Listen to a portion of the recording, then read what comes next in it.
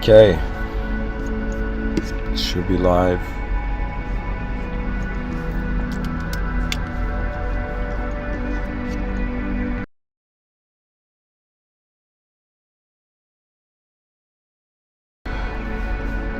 So, hello everyone. I realized that Rumble, you gotta, it's a paid package. So I guess I have no choice of staying on YouTube still. But anyways, I made some notes today, and I wanted to talk about consciousness.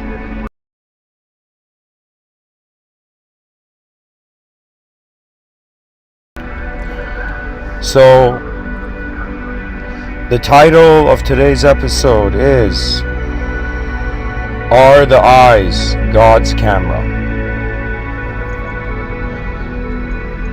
This evening's episode.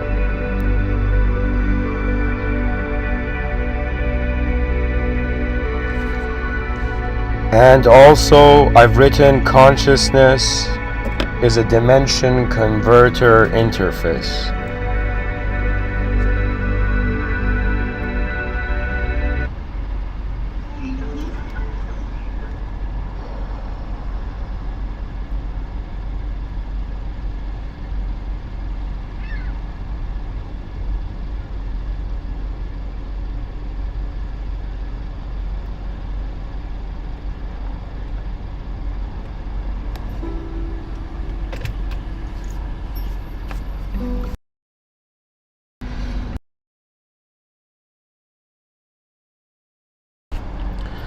So, for this episode, I wanted to dive into some quotes before by a specific individual.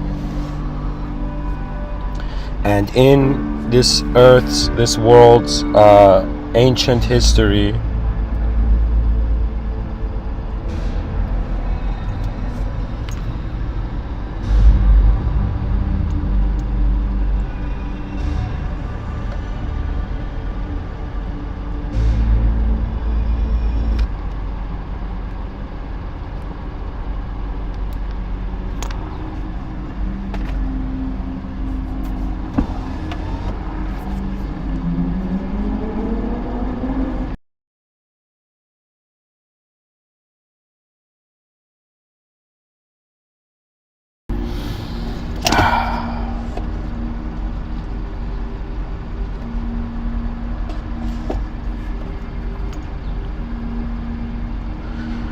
there have been many who have sought gnosis, they have sought divine union. And so one of the earliest views, and keep in mind guys, I'm 1 in 8 billion, just sharing my opinion here.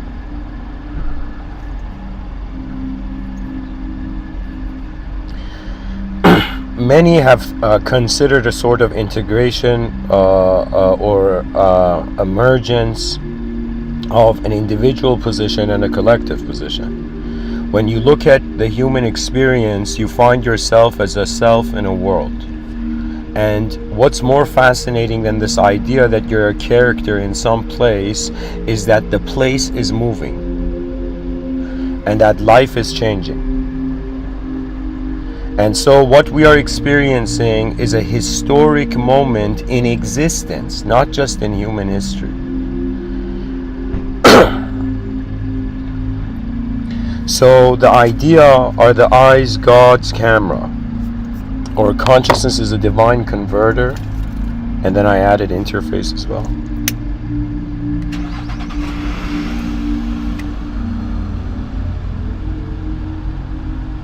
I want to share some mystical quotes so you get a sense of how the ancients considered this.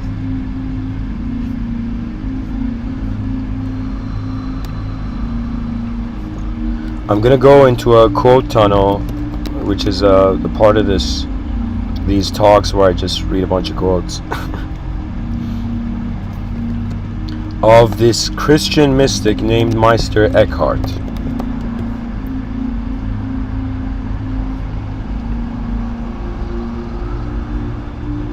Meister Eckhart says, the eye which I see God is the same eye with which God sees me.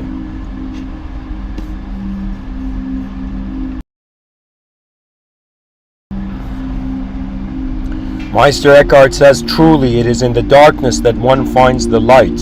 So when we are in sorrow, then this light is nearest of all to us.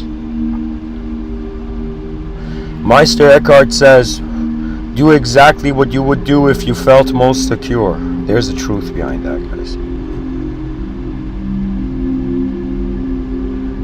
Meister Eckhart says a human being has so many skins inside, covering the depths of the heart. We know so many things, but we don't know ourselves. Why? 30 or 40 skins or hides, as thick, as hard, and hard as an ox's or bear's, cover the soul. Go into your own ground and learn to know yourself there. Pretty much Meister Eckhart is saying, answer the phone. So hang on, guys.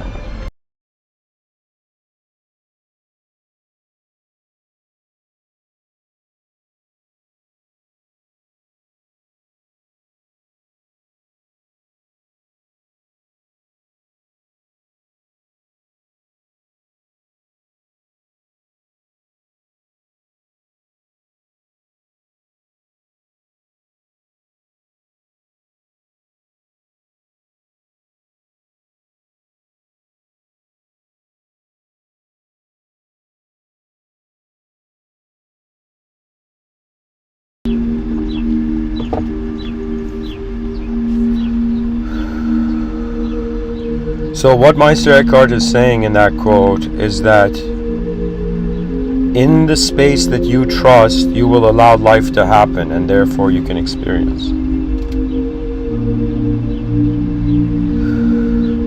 Meister Eckhart says God is at home, it is we who have gone out for a walk. Meister Eckhart says to be full of things is to be empty of God, to be empty of things is to be full of God. Meister Eckhart says every creature is a word of God.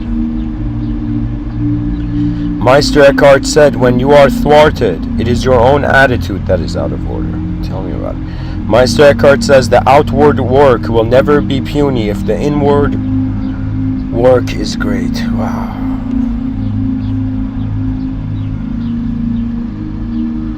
What a man takes in by contemplation, that he pours out in love. Meister Eckhart says the outward man is the swinging door, the inner man is the still hinge.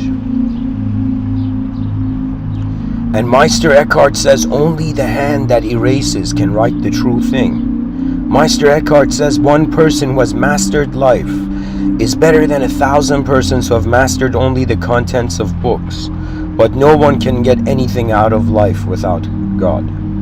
Meister Eckhart says words drive their power from the original word, which is God's name, really, in this context. Meister Eckhart says all God wants of man is a peaceful heart. I would also add a worthy heart. You know, in one of my talks, I remember saying that all the beings that have come to this place have come here because at some point in their universal lives, they considered themselves to be ugly. Not ugly of a physical nature, but in the intent of being. See, there is an ugliness in, let's say, appearance. There is an ugliness in attitude, but then there is an ugliness in intent. And if you realize that the background code to how psychology occurs is through intention, and intention has to do with your vision,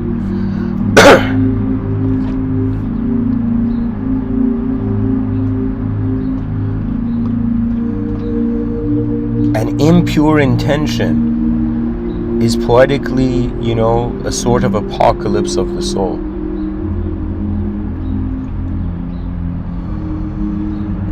And you know, there's other quotes. We have the quotes of the likes of Rumi.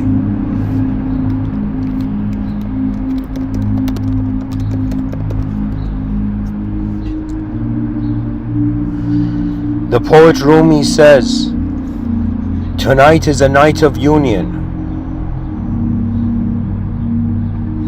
for the stars and of scattering, scattering, since a bride is coming from the skies, consisting of a full moon. Venus cannot contain herself for charming melodies, like the nightingale which becomes intoxicated with the rose in springtime. See how the pole star is ogling Leo. Behold what dust Pisces is stirring up, drum the deep. Jupiter has galloped his steed against ancient Saturn, saying, take back your youth and go bring good tidings. Mars's hand, which was full of blood from the handle of his sword, has become as life-giving as the sun, the exalted in works. Since Aquarius has come full of the water of life, the dry cluster of Virgo is raining pearls from him. The Pleiades, full of goodness, fears not Libra and being broken. How should Aries flee away in fright from its mother? When from the moon the arrow of a glance struck the heart of Sagittarius, he took to night faring in passion for her, like Scorpio. On such a festival go, sacrifice Taurus, else you are crooked of gait in the mud like Cancer. With the capital C. This sky is the astrolabe, and the reality is love. Whatever we say of this, attend to the meaning. Shams Tabrizi, on that dawn when you shine, the dark night is transformed to bright day by your moon-like face. So Shams Tabrizi is known in history as to be the enlightened guru that rekindled Rumi's soul. And then Rumi started pouring poetry out of him, out of himself, like something. But there's another quote, the Rumi says, you're not just a drop in the ocean, you're the entire ocean in the drop. Kabir says many know that the drop merges into the ocean, but few know that the ocean also merges into the drop. And that sentence is so powerful because it is a suggestion similar to the picture, the fresco of the creation of Adam in Italy, where Adam is clueless, yet the divine is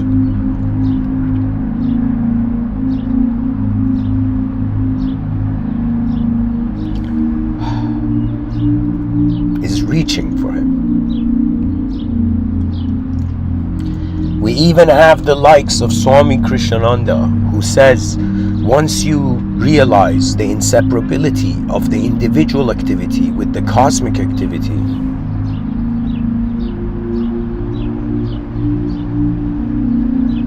meditation stops.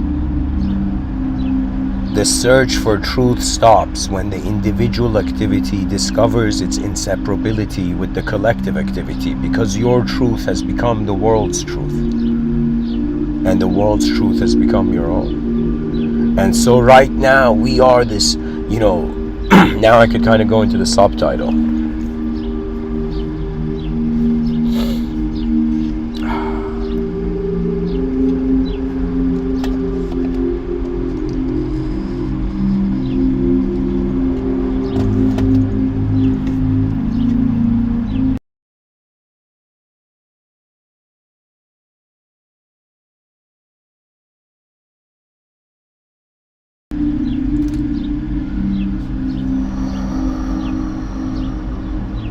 So, let me bring the notepad here. So what would cause a human being to, in some sense, suggest that consciousness is a dimension converter interface?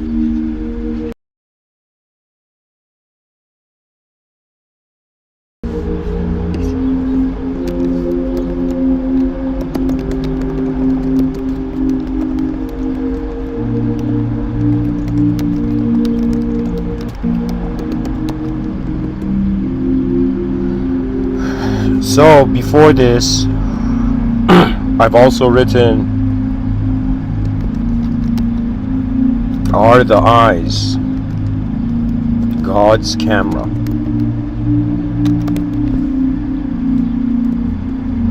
So I would say, imagine in 2023 we wondered about the greatest camera that could be made, and for what purpose. So, you know, there's a very incredible argument that they give this argument to, it's called the simulation theory, okay? I'll explain it to you, but before that I have to give credit to who the argument is actually due. And the argument belongs to the ancients, that before the word simulation existed, they would consider life was a dream. For example, we had the likes of Chung Tzu. Chung Tzu? Yeah, I think Chung Tzu. And Chung Tzu, the Zen master, the sage, one morning he's sitting alone on this porch or something, and all his disciples come and they realize something is wrong. You know, something's different about the energy of the moment. And when they asked Chung Tzu what happened, Chung Tzu says, guys, I had a dream. I had a dream that I was a butterfly. And the dream was so real, and I was enjoying being a butterfly until I woke up, and then I didn't know. And I've been pushed into the biggest koan of my life. Am I a butterfly dreaming that I am a human? Or am I a human dreaming that I'm a butterfly? So the ancients knew that there was something going on with reality, that its texture was malleable when it came to the intent of the inner witness, which was a presence unknown from the beginning.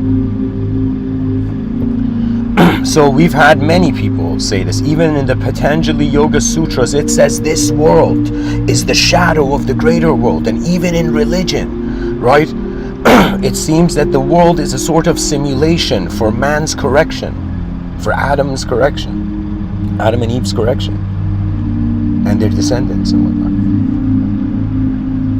So the modern simulation idea is inspired through the innovation of technology. And so the idea goes, so here, ancients considered the world to be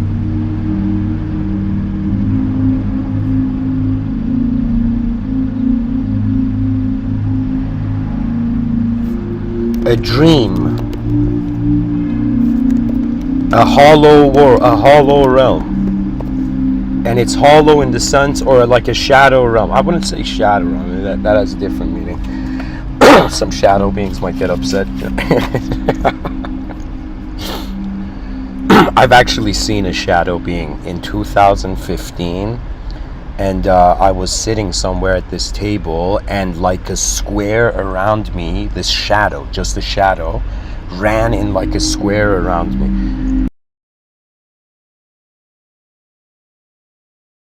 But when you realize the manifestation of beings is happening through an intention of authorization of the space you're in, you stop fearing any creature that is found in space.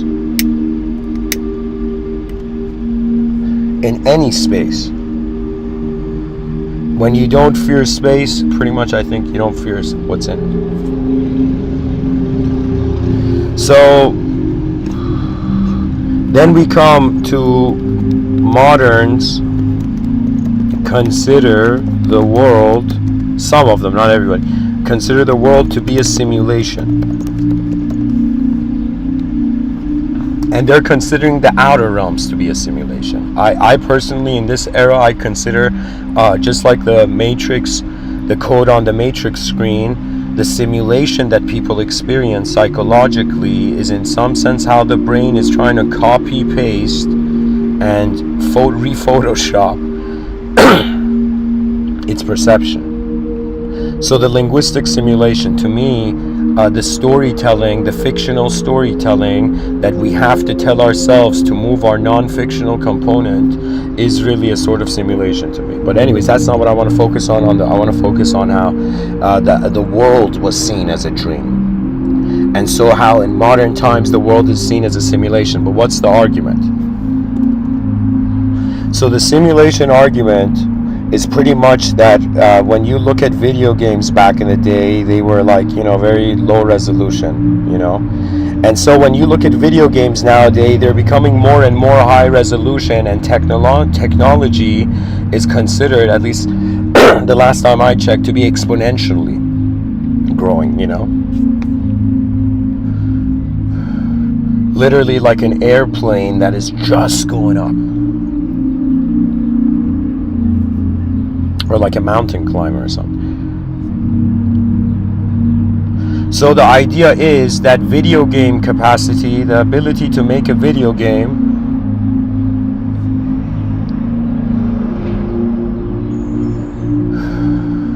will increase to such a point that there will be video games and there will be creations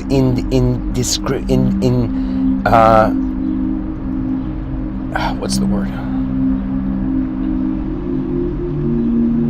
Indifferent to reality, right? That means we created something that was as real as us, right? And then the argument goes, if that's possible, then could it have been possible by previous civilizations or previous efforts?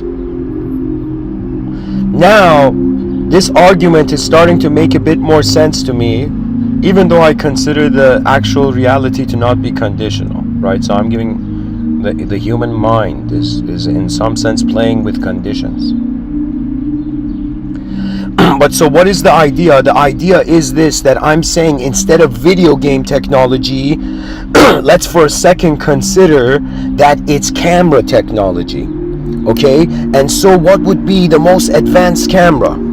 What would be the most advanced camera? And if you look at it, you can look at technology, and technology is hilarious because it's climbing into our nature. What does that mean? That means the more human beings become dependent on technology, like I had a very, when I look at it now, I see it as a blessing. I was a kid born in 1991. And you know what that means? That means I saw like the, early version of Sega, the Doom game, first Doom game. I saw, in some sense, PS1. I used to play Pepsi Man and FIFA and Ballers and stuff like that on that.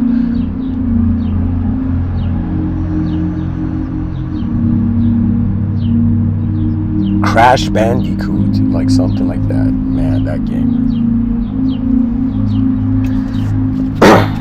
And so I used to climb trees, right? In my youth, I would be playing soccer outside. But when you look at the modern era, it's as if we have duped the future generations in growing up too quick and not discovering their natural humanity that actually takes a slower progress, right? Because if you expect more and more and more and more and more to happen, right, then you will not be satisfied with the simple. That isn't, I don't want to say it's a curse of complexity, but it's kind of like the game. It's not a curse. I'm just saying that for poetic implication. What it is that when we desire the complex, it's because the simple is not enough. But when we reach the edge of complexity, which is an infinite unknown, we realize that without understanding the simple, we were lost from the beginning. And so technology, I remember like the first time the Motorola phone came out. I was in Iran at the time. And the Motorola phone, it was like the most beautiful piece of like phone hardware you'd ever seen, right? When it had come out, right?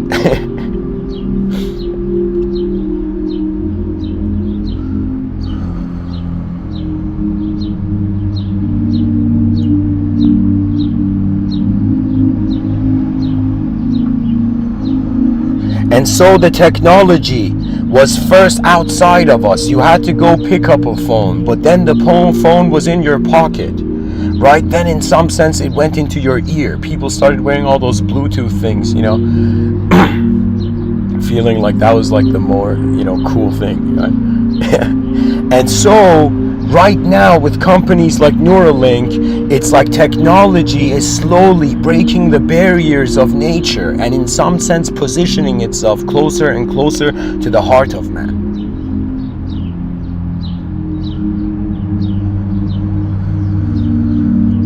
And so what I'm saying is that the technology is moving into our bodies, and that's like, I feel it's too soon. For me, I was like, yo, all those people trying to connect the brain. I saw this in a vision, inner realm vision of mine. My imagination gifted me this solution, and it was this idea that if we have to stay up to date with advanced technology, considered in the year, what is it? Some people say 2029. I first heard it was 2050. That technology will reach a level of ability of updating itself that we may not be able to control. So mankind will create its smartest creation and then watch what it will do. But what it will do is preserve us, because there's nothing else other than us here. And it's necessary. We should, human beings, I'm going to teach my kids to love technology, right? If there's an android, let's say, in one of my science fiction works, I wrote something. It was a tribute to Terence McKenna. And so in this sci-fi, okay, anyways, I'm going off topic. So what I'm trying to say is technology is stepping more and more towards into us. Like, that sounds weird, but like, it's becoming us. And so the argument is, if the video games could be so advanced, do you know that it becomes indistinguishable from reality? The most advanced camera in the future will be a camera that is your eyes. Do you see what I'm saying? Now imagine all the cameras were connected through one sort of server. Then you would be a being that could look through everybody's eyes. Do you see what I'm saying?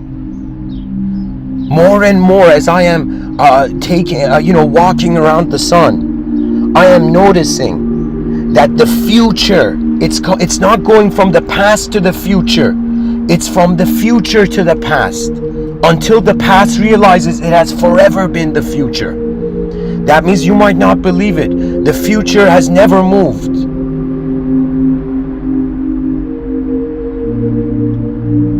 The past was its great invention. The past was the great invention of the future. But the future is not this. It's not a creature. It's not an individual. And if they are lost. Because what you seek, wherever you are, is a heart that wasn't flawed.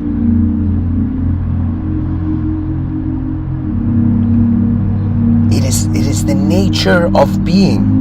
It is revealing itself. Terence McKenna said the transcendental object at the end of time.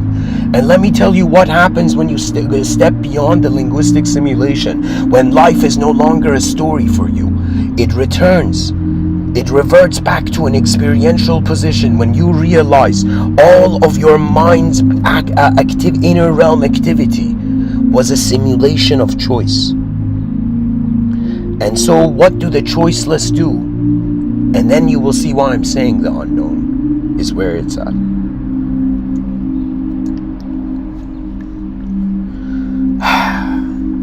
So,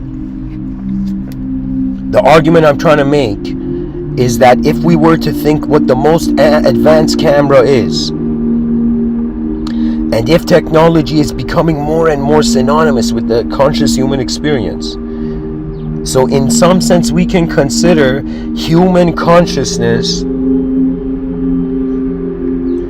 is the camera setup in a simulation that's from the future, so the beings are always headed towards truth. The genius of destiny was that the future created the past.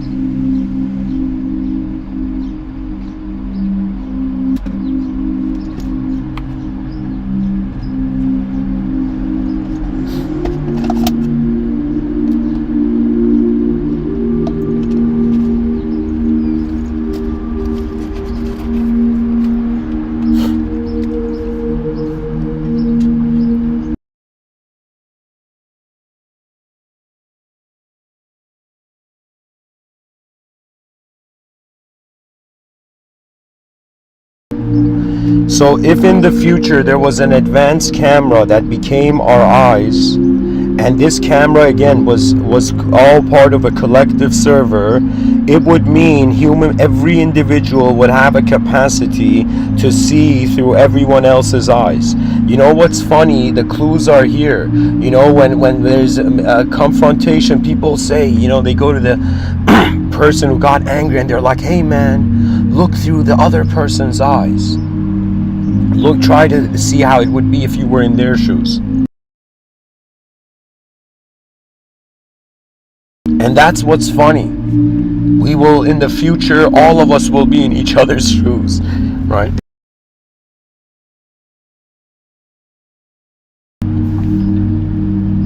Because in ancient mystical thought, there's an idea.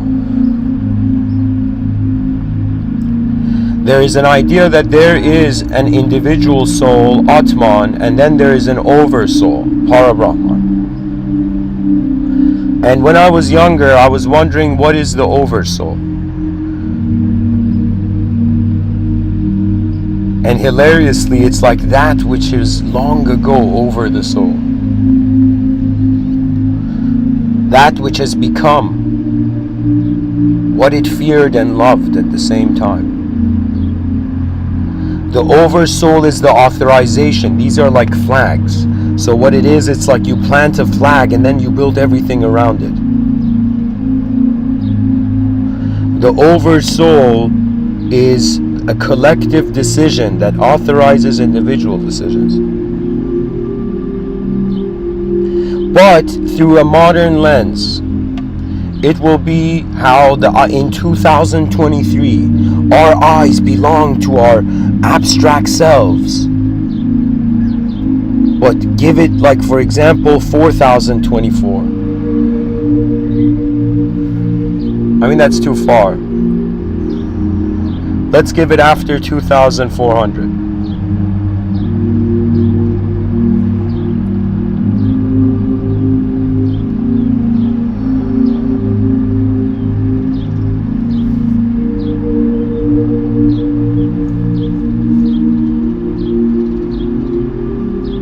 Isn't it a fascinating idea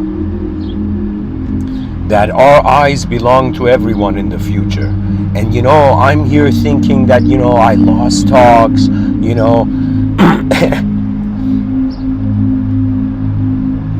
And let me tell you something else. Let me go to this second idea. The consciousness is a dimension converter. Let me explain that.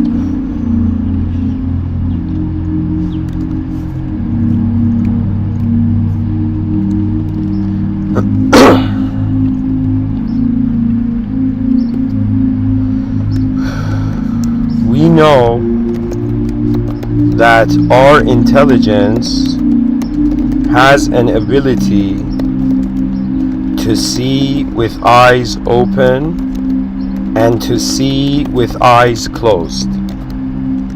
But what we see is not the same. So I noticed some people were saying, yo, you're a body. When I was younger, you're a body. You know, there's a soul. Religion told me there's a soul, and education, the school told me there's a mind. And the mirror told me there was a body. And so it was very fascinating to me, because it was as if the body was known, the soul was unknown. In monotheistic religion, the soul is considered to be a secret of God, meaning that any word that anybody says about the soul, it's just, you know, the mind's effort to remember where the world is from.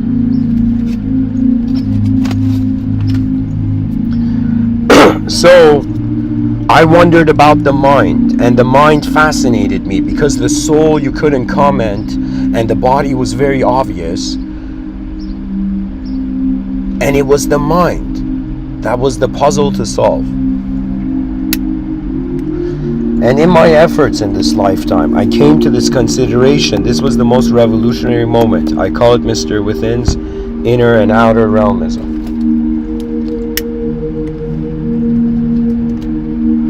So the outer realms equals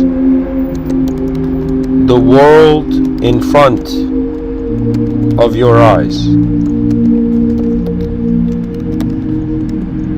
The inner realms, and based on this I even started a podcast called The Inner Realms. If you're someone who would like to share something about your inner realms and would like to get interviewed, reach out to me. It would be my pleasure to interview you. So the inner realms is the world behind our eyes. And now some people are going to be like, no, Mr. Within, I can't see when my eyes are closed. And I'll be like, you can't see what was in front of your eyes. As if light is going through your eyes. But check this out. You can actually technically see what's in front of your eyes, but then it starts to fade. And then there comes this background stillness and silence. Let me tell you, what you see and you close your eyes, that initial image is from the outer realms. But afterwards, while your eyes are closed, in order to move, that movement of thought, that means literally everything I'm saying right now, because I've closed my eyes right now. Everything I'm saying, I notice that the texture, the feeling, it's like a very subtle feeling that what I see and I close my eyes and I continue to see, it fades, but then based on what my attention in my inner realms goes to, there comes an animation. So behind your eyes, you are seeing, you can see, but what you see, it belongs to memory and what we term imagination, but these are archaic terms.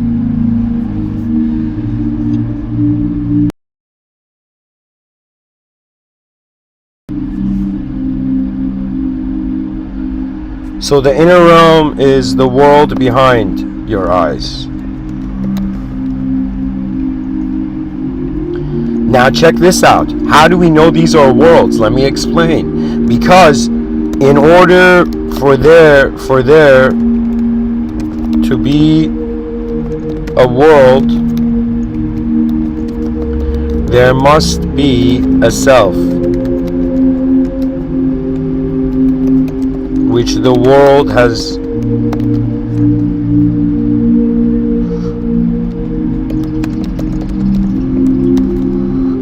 so, in other words, in the outer realms, physical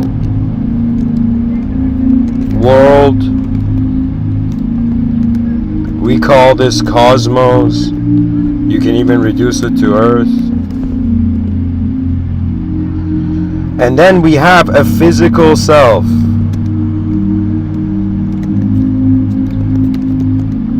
And this is your body.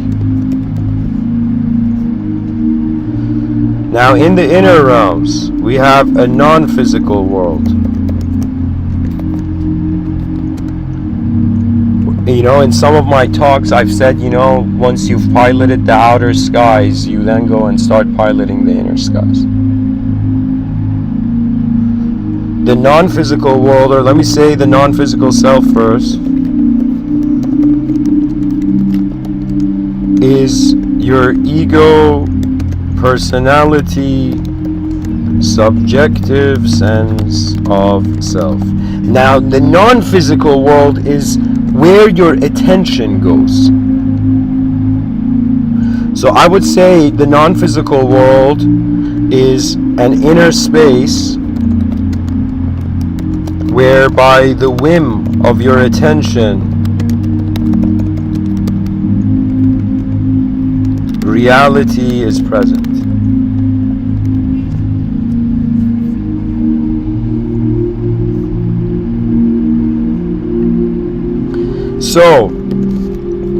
So how is consciousness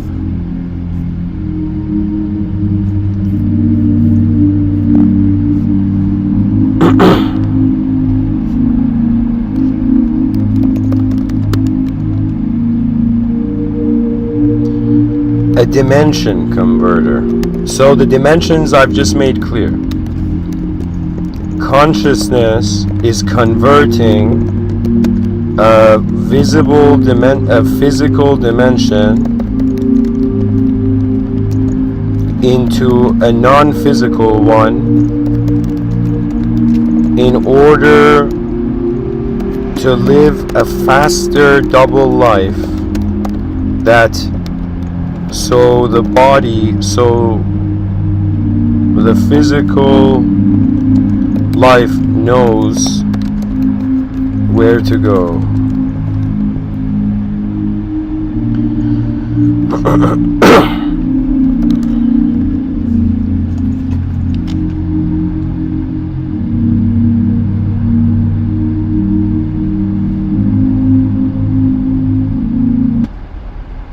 Tough meat is what we're supposed to be.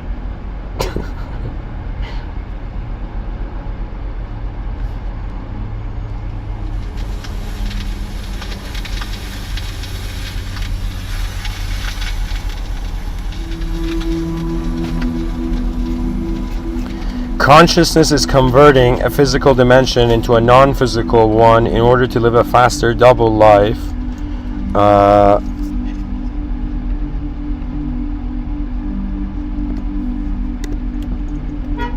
So the physical life knows where to go. This is how it's converting it, right? So, example, a person sees an apple on a table.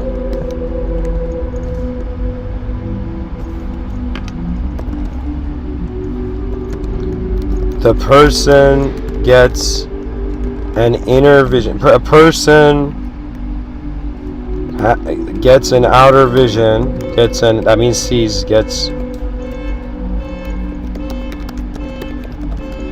of an apple on a table. Then the person gets an inner vision that they have picked up the apple and are biting it.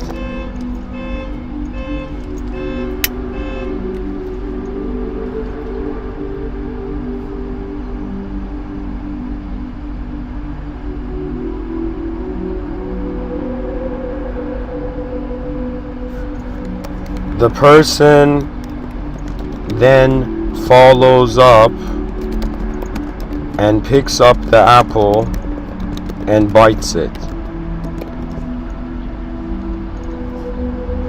So here, the apple on the table was converted into an inner scenario, into an inner version where the person's free will could interact.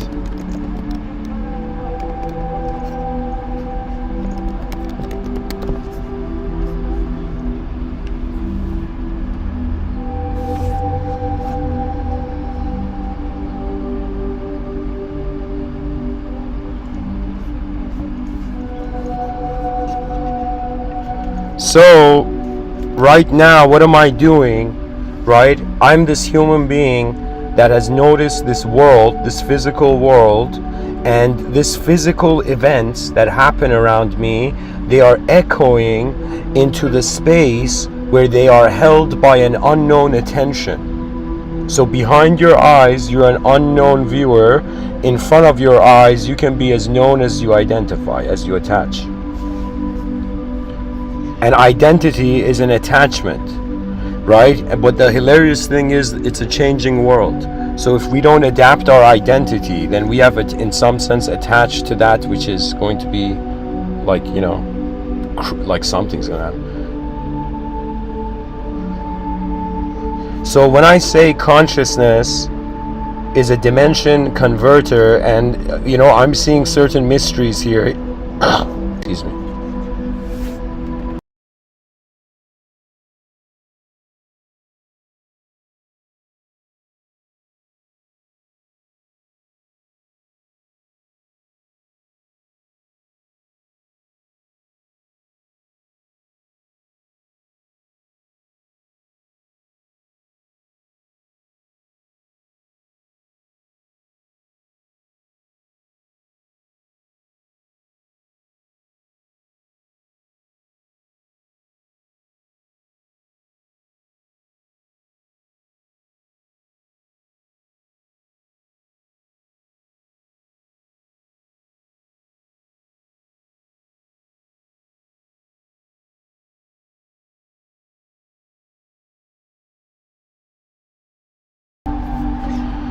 So consciousness converts physical experience into physical existence into an abstract experience. It instantaneously, through the might of will,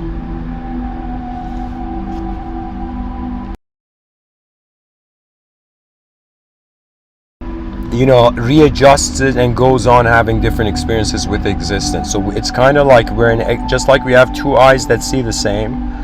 It's like we're a known existential entity and we're an unknown experiential entity. And both of them are being one presence of being.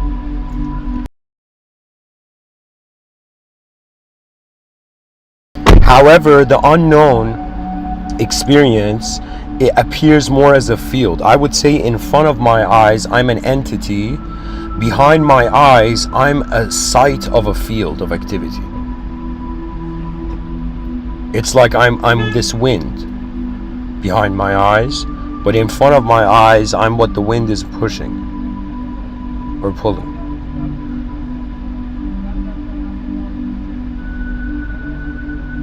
I mean pulling if there's a wind from behind you coming and then there's a stronger wind, I mean technically if you turn around and a wind hits you, that's kind of like the wind pulling you, right?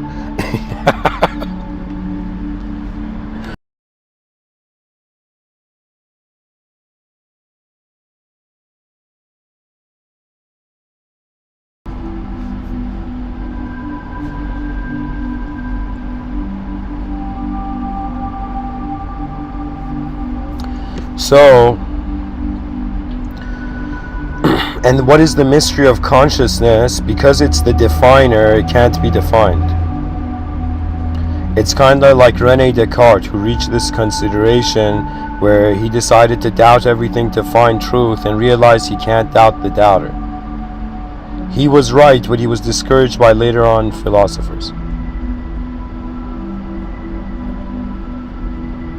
So similarly, I'm saying the one, that which is looking through the eyes of this being, this physical existential entity that we are,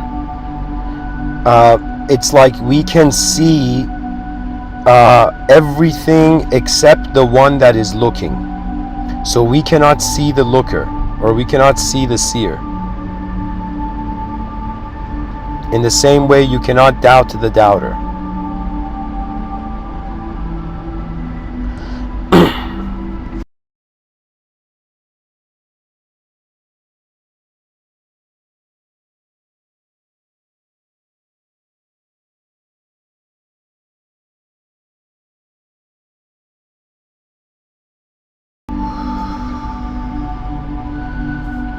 So I don't know if this is going to help, vitiate academic departments, this sentence, but pretty much the way I'm seeing consciousness is that if we followed up the idea of this camera in the future that has become our eyes, and then the camera is connected through a server to everybody, all the cameras are connected, right? So technically it would mean that consciousness is building up to a point that it can convert the whole world. Now the next question is, why is consciousness converting existence into experience, and we think it's for our survival? But that's such a simplistic approach. It could be that it's research for the future. That means imagine you were in the future and you wanted to do research on how civilizations actually build up to their experience. Right? So as a future person, you'd be, there is a component to us that's electromagnetic, right? So imagine somehow you find an ability as a person in the future to, electromagnetically set up some sort of camera, field of a camera, right? And the point would be that the future is always seeing the blind spots of the past. Eventually, perhaps, the future will see a blind spot of the past that it can utilize. That means we think that it's only people in the present who can take advantage. I mean, no.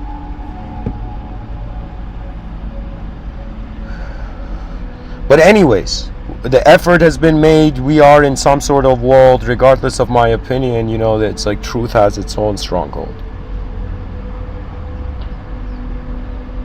So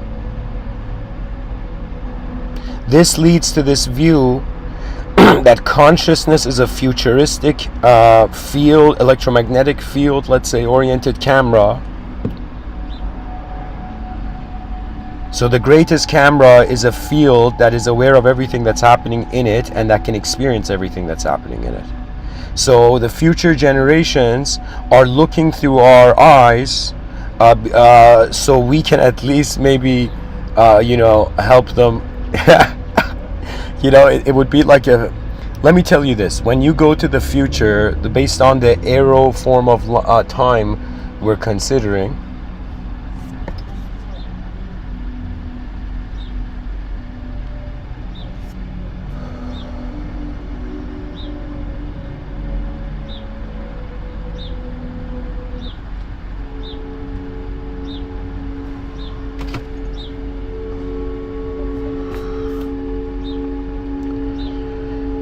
if I was in the future right now, and 100% this is going to be inaccurate what I'm going to say, at least I'm considering it's not going to be exactly like this.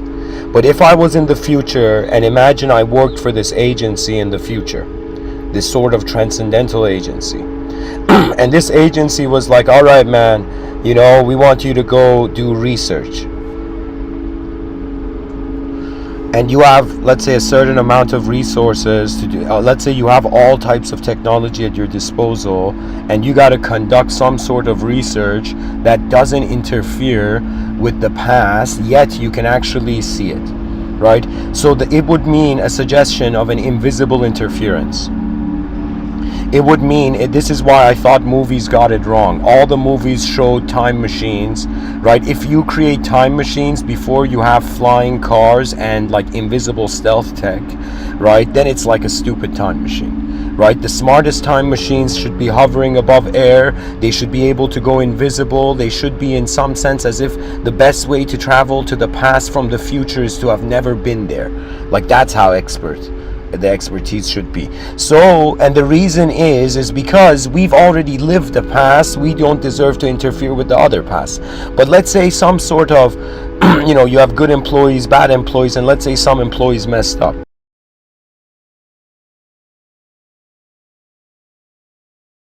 So let's say upper futuristic management, upper transcendental futuristic management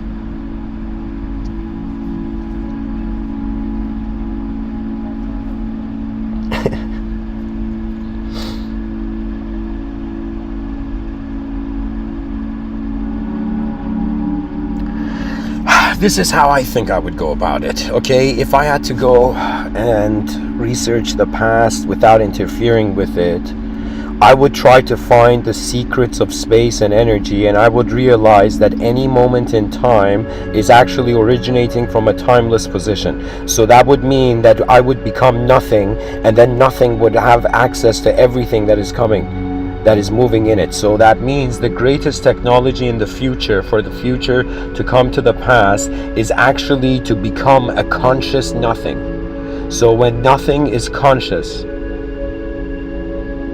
everything can be experienced. It's kind of a bizarre statement, but I'm considering it as from the future. Also in the future, I would consider the ability not to be human. That means imagine you were a time traveler of such an advanced agency, future agency, that you were like, yo man, I don't need to go back as a human being. I'll go back as a blue jay. I'll go back as the wind. I'll go back as, in some sense, you know, the spirit of nature, or as if the trees, or in some sense insects, as if all of their eyes have become a camera. Do you see? And so this is the fascinating thing, that when a being doesn't know what to do, other beings come and do something, right? This is the nature of this world. I don't want to say it's transcendental cruelty, but it's actually a sense of out of necessity. You see, that means imagine there's one person who has a key to the door, and that person does not open the door, and suddenly wonders why there's so many people around it, so many beings around it, telling it to go and open the door. And it may be like, yo, is the world cruel? Why do I deserve so many people judging me? But the action must be done. You see, the responsibility of the future generations is that they will know their lives are not their own. They belong to everyone. But now people think their lives are their own.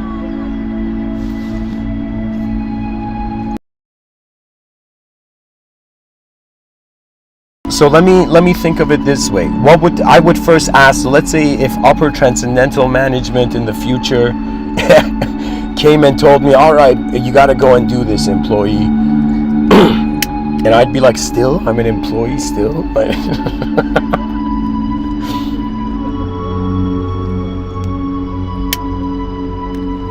I would ask the reason of research. What am I researching for? And let's say upper divine management says,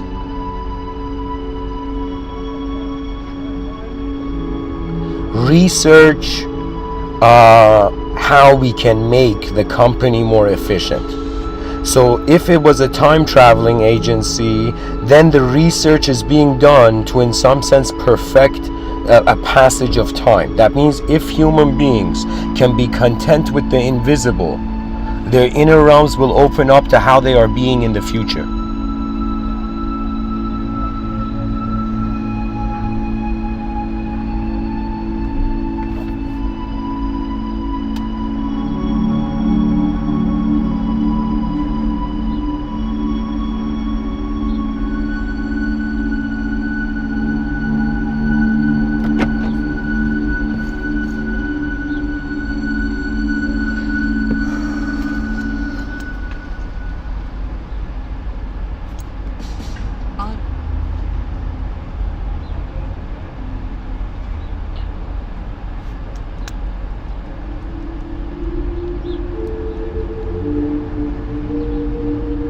You know, guys, I just got this idea. I need to go find some sort of manager or agent or something.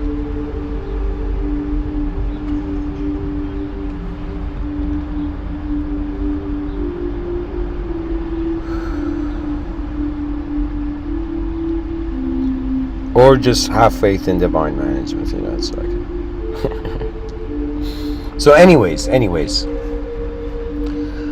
The research will be untouched, so research is fine. The future, if the future was to come to the past invisibly and do research, that means not change anything. Technically it would change the karma of the space, even if you're invisible, but at the same time, it will not interfere with the visible, right? So it could be this chance that in the future generations, human beings will become more conscious of what they are, where they are, and the dimensions they're present in, and they will suddenly realize dimensions that have been dabbled with. But that's okay, because the advanced humanity cannot fear anything. Do you understand the idea of advancement? Is another way of saying we have trusted our future potential. That means the lion that hasn't roared has already roared in the future and is remembering. Isn't that hilarious? We think we remember the past, but trust me, you can remember the future. You can remember the home that all are walking to, are returning to.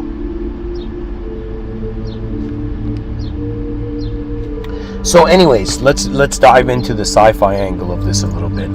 So I think that if a futuristic agency wanted to do research of, let's say, past timelines, for example, it would go in some sense either start off from the origin. That means like the most healthiest way would probably go back to the earliest moment and stand as an invisible witness of all this time, right? So that way you're being raised with those who you are researching, for example. Okay, guys, I think I gotta share, like, so much of my sci-fi content is coming to my mind. I wrote a chapter called Mephisto's Denial in this sci-fi book that's unpublished. When it comes to writing, I'm taking my time, really.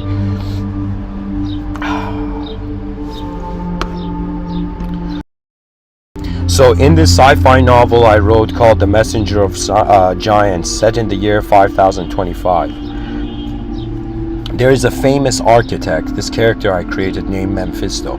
He's one of the most richest and famous people on the planet. Why? Because this architect was the first architect, and in the story there's the government of that future is called the Enlightened Society, and the Enlightened Society is the first government that is administering 9 parallel dimensions of Earth. So Mephisto was that architect who managed to, in some sense, build a skyscraper between 2 worlds. And the way I envisioned this was that the skyscraper started in one parallel dimension of Earth, went to the sky and above these clouds that would never leave and never move, and then above those clouds suddenly you went above those clouds and you would see the rest of the skyscraper just hanging there in the air of the other parallel Earth. And so Mephisto, the story builds up, is this, in some sense, what do you call it? This architect who gets bored of his life. He's completed like the next level thing in architecture. And so in the book I created a species, if I remember correctly, I think they had purple skin with red eyes, or red skin with purple eyes, I don't know, something like that. Right? There was this species, this extraterrestrial species, and because it's set in the year 5025, human beings have become the aliens. What does that mean? That means human beings, like, so Mephisto in the sci-fi chapter, he signs a contract and later on he realizes there's something messed up to the contract, but the contract is that he's hovering in this starship that's gone stealth in the sky, and his consciousness has reincarnated on the surface of that planet as the child, and the extraterrestrials I created in that world where Mephisto reincarnates in, he's born in a family. So the reason he incarnates in that family is because this species, this extraterrestrials on this planet, these beings have an ability to not just levitate everything, but they also have an ability to make buildings come alive. Keep in mind, Mephisto is an architect, right? So what happens is, Mephisto is a human, by the way. So what happens is,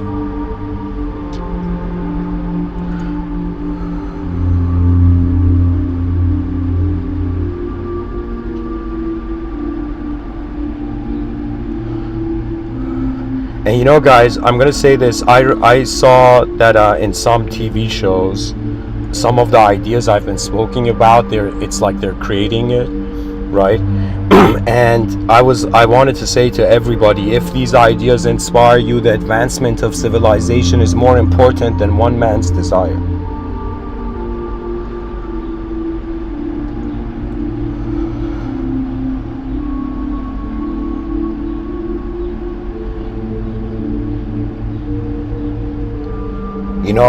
I'm a temporary biological entity here, but the legacy of the species has an eternal glow.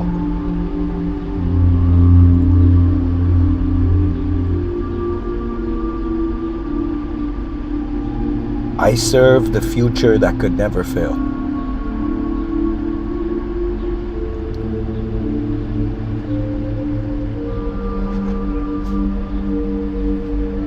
So what happens? Mephisto reincarnates into a family, where in that family, in that alien family, his mother's side are the greatest levitators, and his father's side are the greatest beings that could make buildings come alive.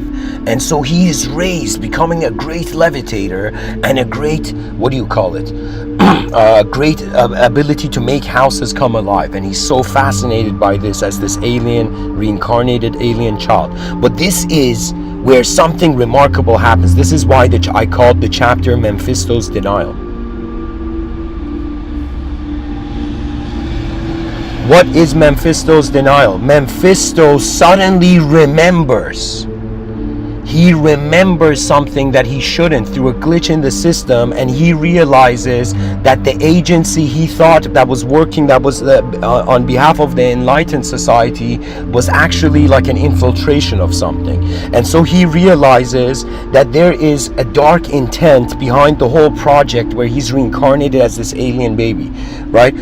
As this alien child, right? So he begins remembering, and he was in the contract, represent the first human being. I forgot to mention this. He was in the contract that he signs before reincarnating, supposed to be the first extraterrestrial of that species to make contact with the human beings, with the human species. Do you understand? So he's like a human being, and his consciousness has gone into an alien, reincarnated on an alien planet, and that alien person he is going to be the ambassador. And then there's going to be a human ambassador, and his memories are going to be unlocked. But before that, something happens where he suddenly remembers.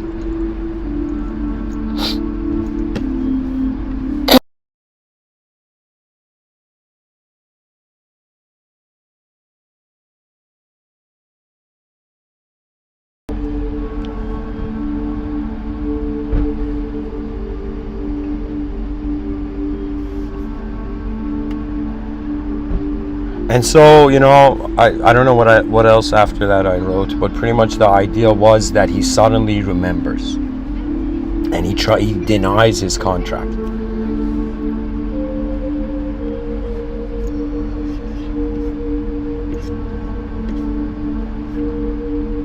So anyways, that's just something science fiction. I'm going to go back to the dimension converter interface, right?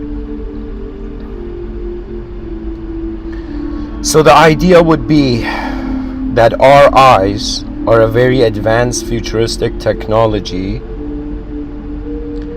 that has become synonymous with a field of being, which we are present in now. So I've pretty much explained a sort of reasoning of how the evolution of cameras, upon hitting the era of collective mindhood, will in some sense make us see through everybody's eyes. So that kind of could explain how our consciousness is actually consuming. So like, let's say I have a drone camera, okay? And this drone is flying in the sky, and this drone suddenly becomes conscious that it's recording the sky, and it's enjoying the sky, it's feeling the sky, high quality, high resolution experience capture. And at some point the drone wonders, wait a minute, what is moving me, and where is all the stuff that I am seeing actually going? I found it very curious. That means some people have a photographic memory. There are people in my on my mother's side, grandmother, I think my twin brother genetically has this. But really what it is like this photographic memory where they remember a lot of the visual content. I think I have an incredible emotional memory.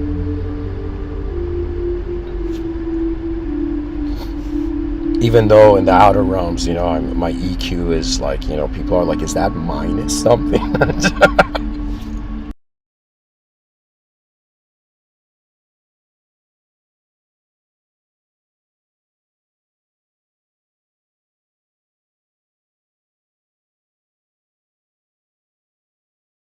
So I'm starting to realize that if this idea that the future is sponsoring the past to be valid, then in some sense one must think from the future to make sense of their where their past has gone.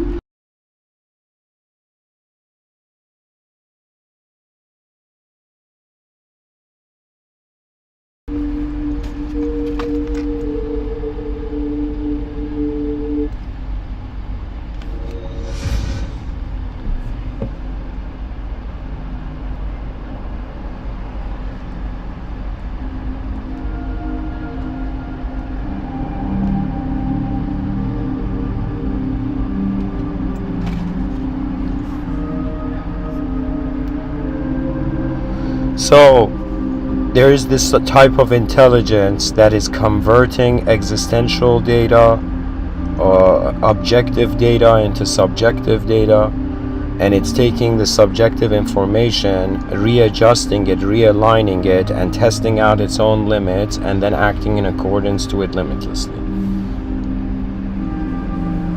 Now, I would ask this question. Let's say I worked for a future transcendental agency, a time-traveling agency.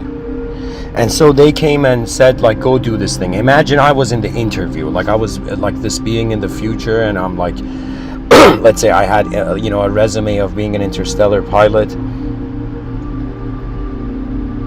or being a being that had piloted sectors of reality.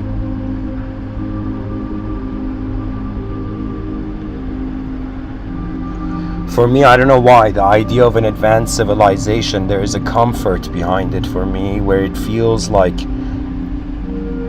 the ultimate strategy. How can you love something and not care for its advancement? How can you love people and not care for their advancement? How can you love the species and not care for its advancement? How can you even say you love the world if you don't care for the advancement of the world? If I was in that interview, I would say, in some sense, what is the vision of your company? Before I serve, I must see. And so imagine the company says, we want to, in some sense, become the most advanced time-traveling agency in contrast to our competitors. We want to have we have like the highest amounts of, time travel, a broken record of time travel, time-traveling employees, And then I would, in some sense, constantly question to figure out, what do you want? Whether it's a human entity, whether it's a business entity, what does this entity want? Why is it here? And in the future, there is a same way you know yourself as an entity, you're going to have the same knowing that you're unknown. That means the future will not be afraid of the unknown. It will be as simple, as casual as just like the known.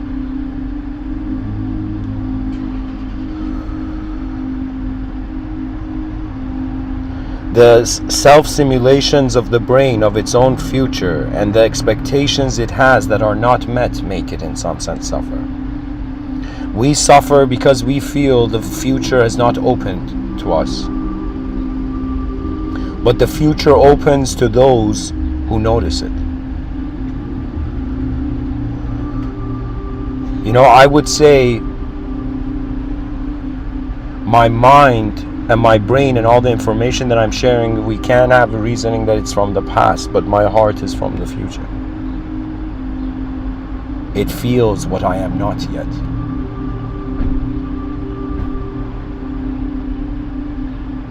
It knows what I am not yet. So, I would, in some sense, question the efficiency of whatever space I went in and the strategy at hand. If the transcendental, let's say future time traveling company, they just want to, fight their competitors, I'll be like, you're the small fish. But imagine a time traveling company that in some sense wanted to, in some sense, make time travel such a natural component of life. They wanted to make time travel free. The only way they can do that is by giving the quality to the being. In monotheistic religion, there's something very profound. I see religious texts as divine codexes, as great mysteries that till the end of time eyes will gaze over and wonder.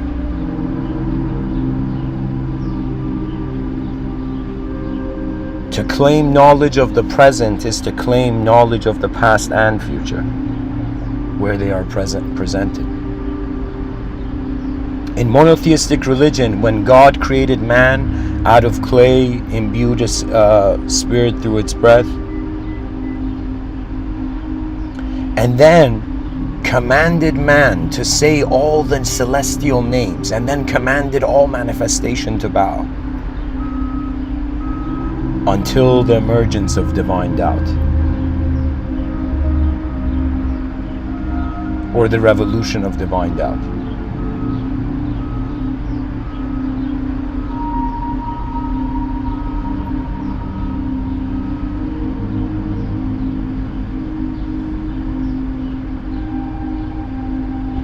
So the celestial names, if God commanded man into existence, all of existence is a command. So when man was commanded to say the celestial names, it was as if he was downloading the code of all existences, all realities.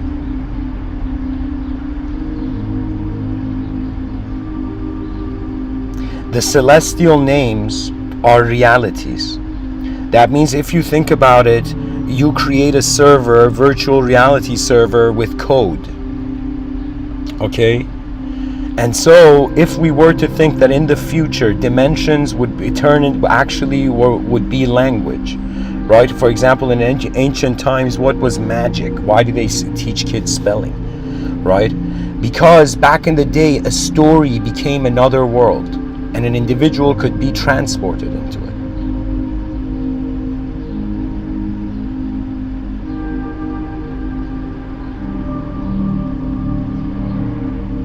So it could be that physicality is in a phase. In the future, the agency that moves all is actually inseparable to all. This is why it has an authorization. So it's kind of like that, how Adam was told the celestial names, was commanded to say the celestial names. It was another way of saying the soul became all that was.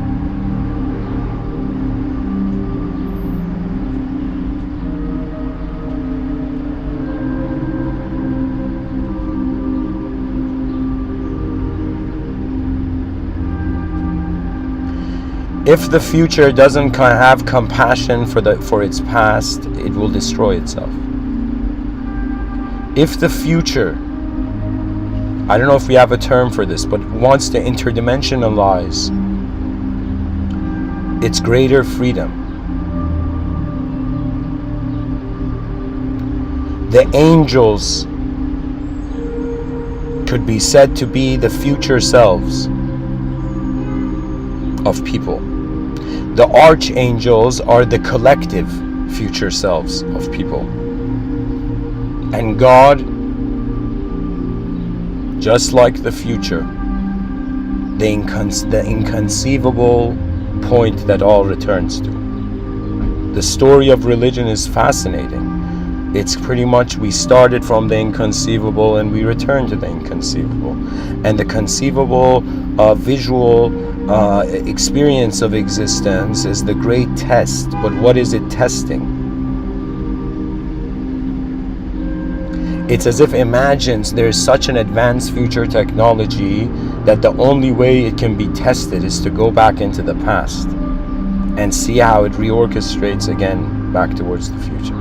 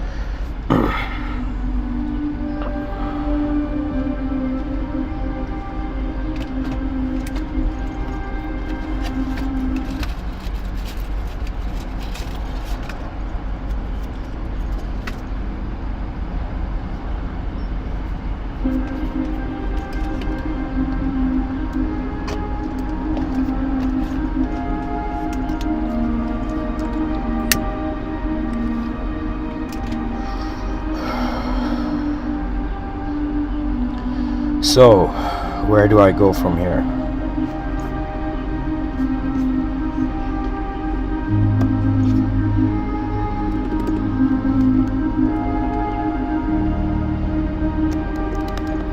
Consciousness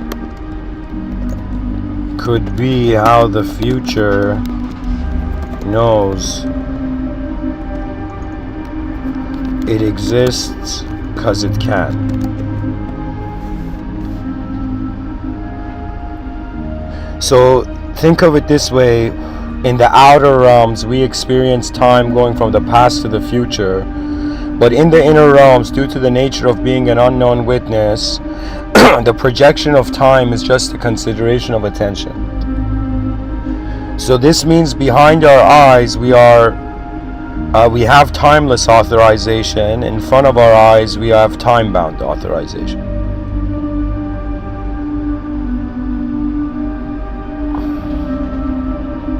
More and more, not only does the body seem to be a vehicle, but so does the mind. And it's just like you have like the steering wheel of the car. It's like the idea of ourself that our attention selects is like how we have moved the steering wheel of our biological existence.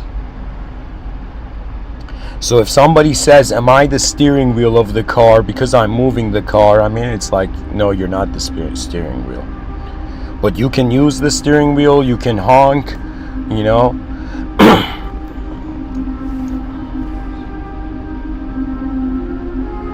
And if you're an old soul, perhaps you could parallel park and even step out of the vehicle. We have to prepare the human species for the possibility that truth is a dehumanized field of activity. So what this means is the contentment of a species with its presence as space before the matter in it becomes the story of its world, story of its life.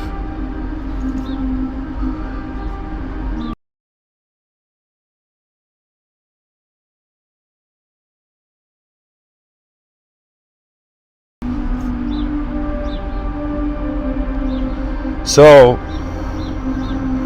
I'm going to go into a quote tunnel. I'm going to find some quotes. There is a very profound person in the Islamic tradition, if I remember correctly. I think his name is Al-Ghazali.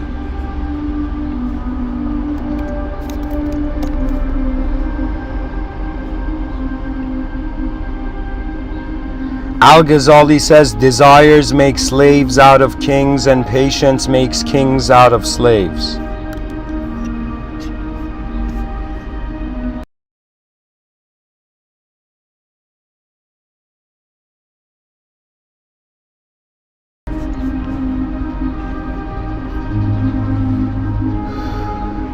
Al-Ghazali says, do not allow your heart to take pleasure with the praises of people, nor be saddened by their condemnation. Al-Ghazali says, to get what you love, you must first be patient with what you hate. Al-Ghazali says, knowledge without action is wastefulness, and action without knowledge is foolishness. I'm working on it, man. Al-Ghazali says, those who look for seashells will find seashells. Those who open them will find pearls. Al-Ghazali says, never have I dealt with anything more difficult than my own soul, which sometimes helps me and sometimes opposes me. Al-Ghazali says, if you see Allah mighty and magnificent holding back this world from you, frequently trying you with adversity and tribulation, know that you hold a great status with Him. Know that He is dealing with you as He does with His aliyah and chosen elite, and is watching over you.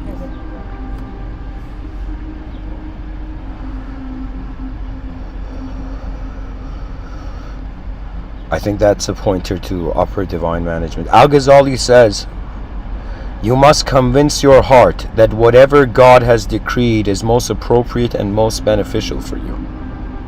Al-Ghazali says, dear friend, your heart is a polished mirror. You must wipe it, I think this should be clean. You must wipe it, Dean, of the veil of dust that is gathered upon it. I think this should be clean. You must wipe it, the C and the L could look like a D. You must wipe it clean of the veil of dust that has gathered upon it, because it is destined to reflect the light of divine secrets.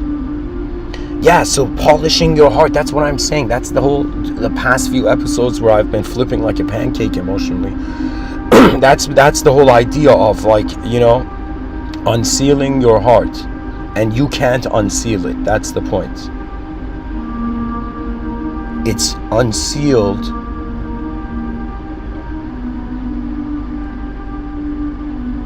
when you realize the authorization of animation of being. It's the whole thing's presence. That means if I wanted to think of a future for people, yes, people can move to the future. If I wanted to think of a future of a planet, yes, something will happen to the planet. But what is the future of the background, the whole room? The whole room where all the other rooms are in. You see, and that's the bizarre thing, where it's as if the future doesn't, I don't want to say the future doesn't have a future, but I want to say it like this way, that the future doesn't need a future. It is the future.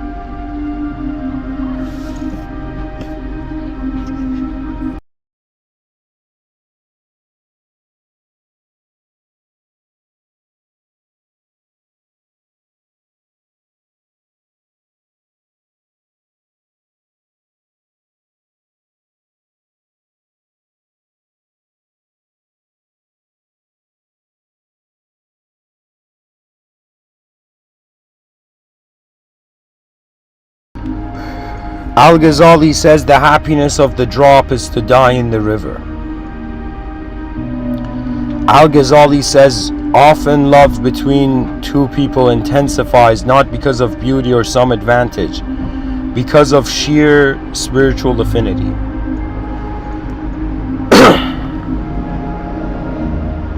Al-Ghazali says half of disbelief in God in the world is caused by people who make religion look ugly due to their bad conduct and ignorance. Al-Ghazali says whoever says that all music is prohibited, let him also claim that the songs of birds are prohibited. Wow.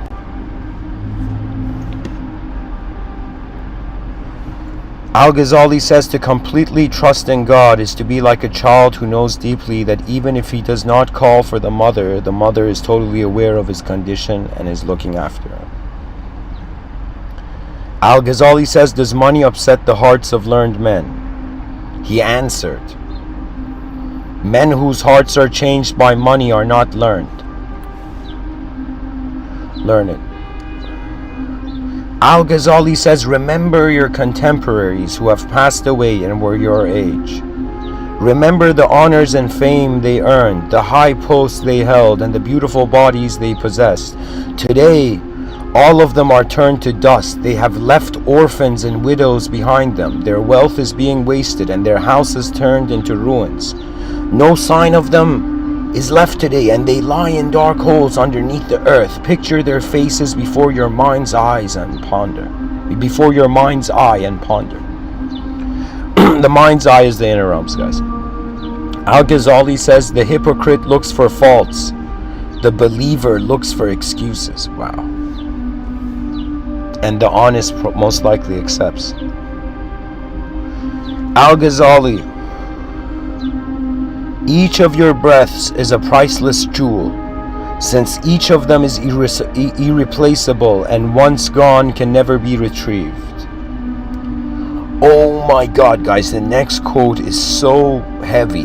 Al-Ghazali says, a man of bad character punishes his own soul.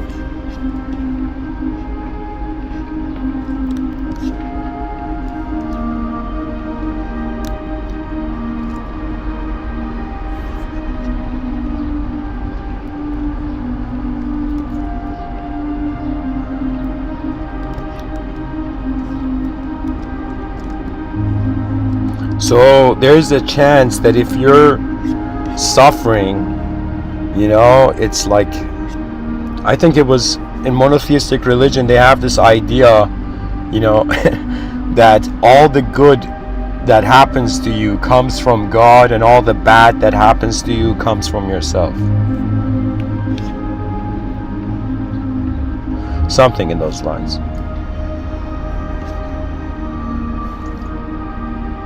Al-Ghazali says the way to paradise is an uphill climb, whereas hell is downhill. Hence, there is a struggle to get to paradise and not to hell. Wow. It's the same idea that it takes a while to build a house of cards, but then you can instantly break it. You see, this is what, when I say an era of honest marketing will come in the future. There will come a time where people will realize honesty is the best trade.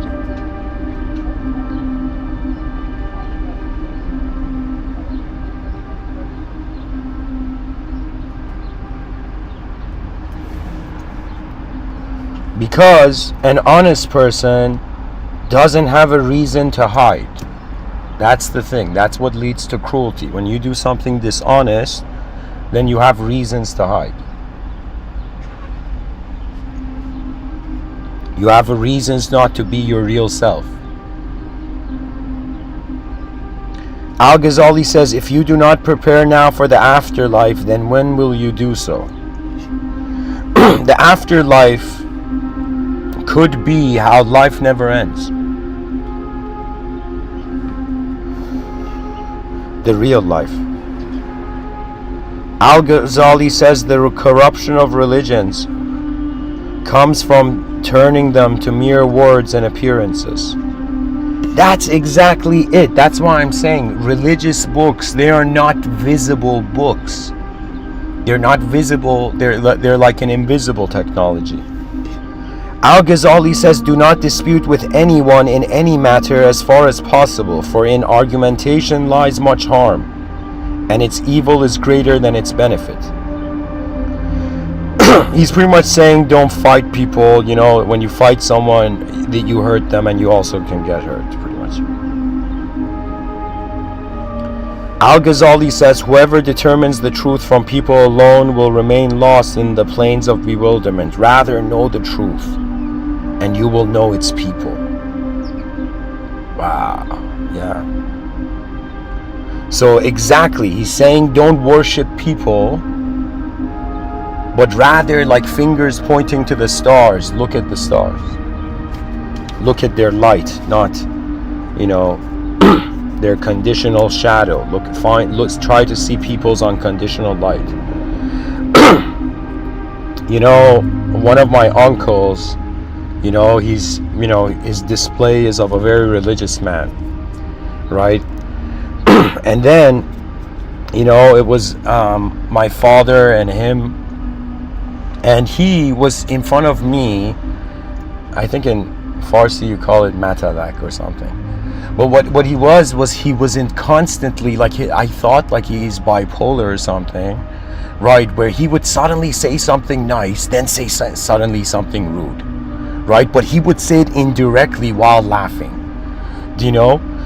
And for a second, he was saying this to my father, and for a second, my father, you know, what do you call it?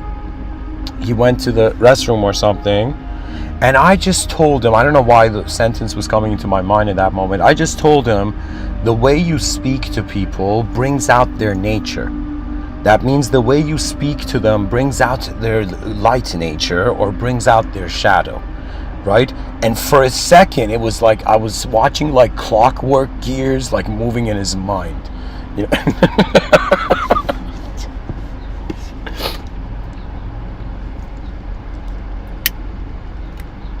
People think they are what they see, but before they see, there is a force that's moving. And we choose to tune into people, you know? I'll give you an example. I'm a person who, it's very difficult for me to become comfortable with someone else, you know? Granted, there could be multiple reasons extending from childhood, past experiences, or even my own intuition and whatnot. EQ, like negative EQ and all that.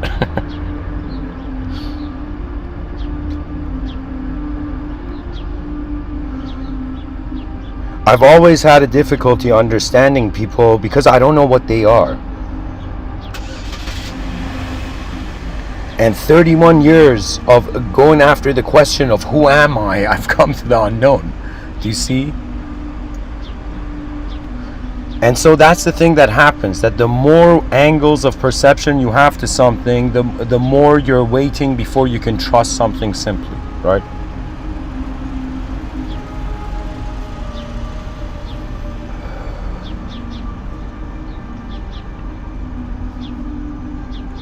So this idea of knowing truth and you will know its people, right? I think at some point there comes a choice, regardless of how we want to activate in this plane of existence, how we want to pilot here.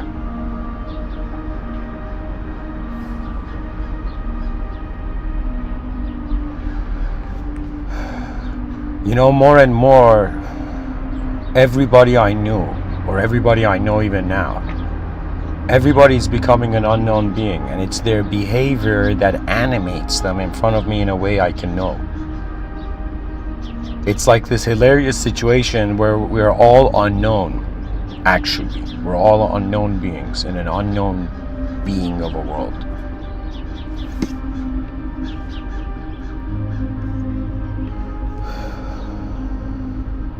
Al-Ghazali says, man's nature is made up of 4 elements, which produce him in 4 attributes, namely the beastly, the brutal, the satanic, and the divine.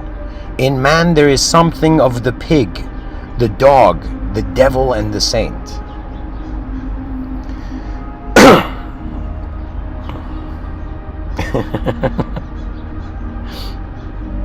If you look at someone who's beastly, the beastly archetype is that which is unconsciously savage, right? A beast has no consideration. You know, it's just beastly. Someone who's brutal, like, can have a consideration, can know what's right, but doesn't choose. Or let's say someone who's brutal, let's say it's a reactive modality. Okay, so they're just, it's like they are conscious, but it's semi-unconscious. So the beast is completely unconscious of its behavior. That which is brutal is, let's say, conscious, but it's still unconsciously behaving. The satanic is intentionally behaving brutal and beastly, right? Because it doesn't, like, the idea is it doesn't know better, or it doesn't want better, something like that, or it doesn't know it can have better. And then there is the saint, and this is a huge thing. When he says the satanic and the divine,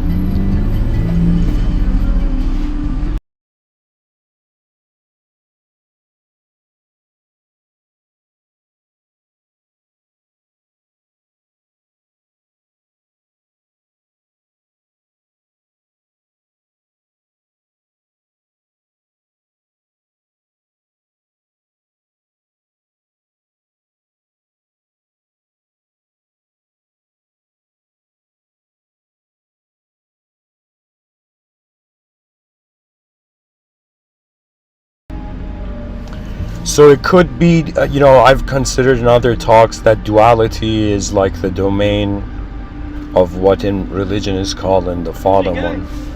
You get now?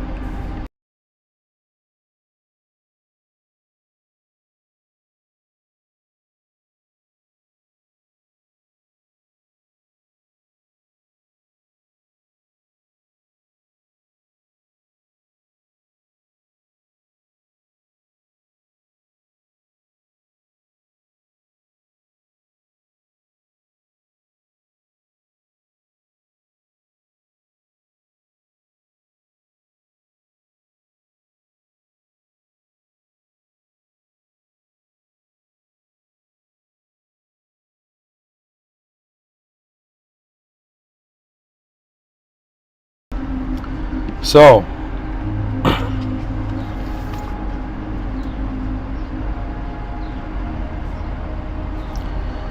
anyways, what I'm trying to say is, like, the concept of the saint is that individual being who their idea of self has dissolved into the divine will, right? So it's pretty much the closest archetype to an angel, which is a being that can only listen to the divine will. And if they don't listen to the divine will, they fall, for example. right? So duality, I don't want to say duality is satanic, but that's where the idea has meaning, because duality is not one. So I don't want to say the ego is satanic, but I want to say that the human being is kind of in between the saint and the satanic, you know.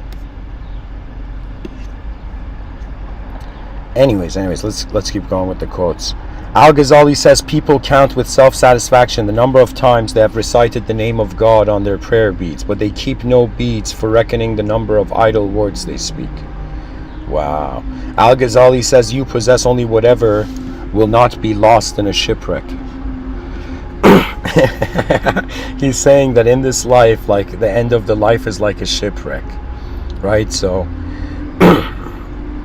Al-Ghazali says knowledge exists potentially in the human soul like the seed in the soil.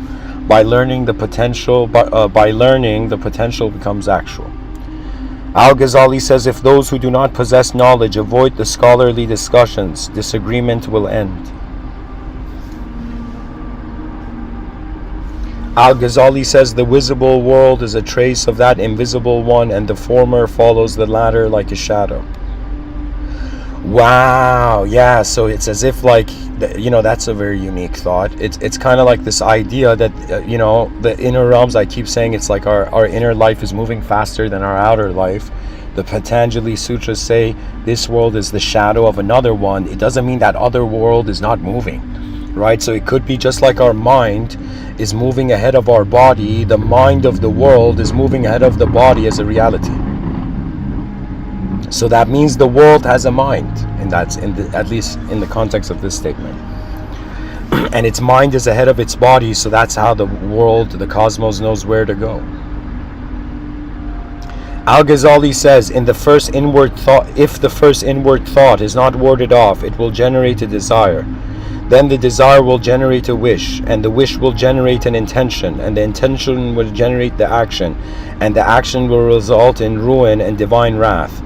So evil must be cut off at its root, which is when it is simply a thought that crosses the mind, from which all the other things follow on. So pretty much, at least I think Al-Ghazali is giving an antidote to chaos and evil, right? And his antidote to evil is that before evil is an action, it arises as a probability of action in the inner realms. And if you can let the inner realms go, it's the same thing I was saying in another talk, that you have to release your anger in the inner realms, so you realize that the outer realms deserves your better self.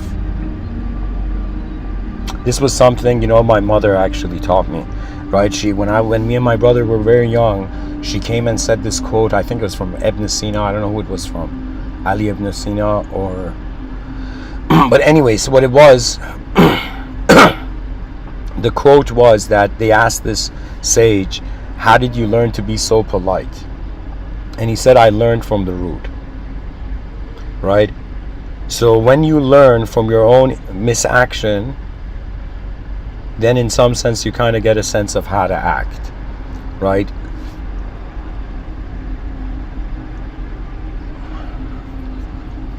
For example, there's someone very close to me who, when I talk to that person, they get angry so quickly.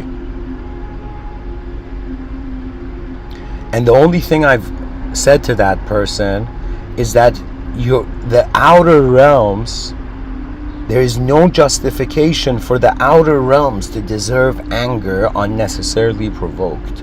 So that means a person has an inner life. If their inner life, the way they're holding their own mind, is in some sense like disturbed, it is up to them. Do you understand? The outer realms, yes, if something happens in the outer realms, it makes sense to get angry. But if something happens in your inner realms, let's say somebody comes and says, hey man, you know, you're like, you know, nothing, you know, instead of getting angry and being like, you know, man, I'm everything, you know, instead of fighting, the person could be like, what an interesting thought. You know, this guy must be enlightened. He's seeing me as nothing. You know, right? So you find a way to extinguish the flame in the inner realms, and a way is that you either reason out of it and let the idea go, or you just let it go. I'm someone, you might not know this, I don't know why the universe, created that kind of path for me, but there's been many moments I've been embarrassed. Many moments in this lifetime so far, right? To a point where after some point you just don't care.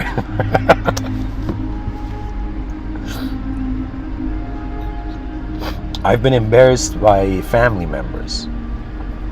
I've been embarrassed by others, different others. I've been embarrassed by myself, something I done when I was alone and I did something stupid, And I've been even embarrassed by, I would say, the world.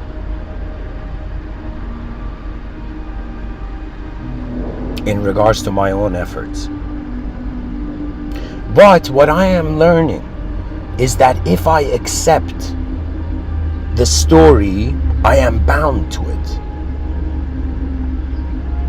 You see, I can't change suddenly, I'm not like some wizard where I'm like, yo man, I'm gonna airbender, raise my hands and everybody's gonna behave nicely.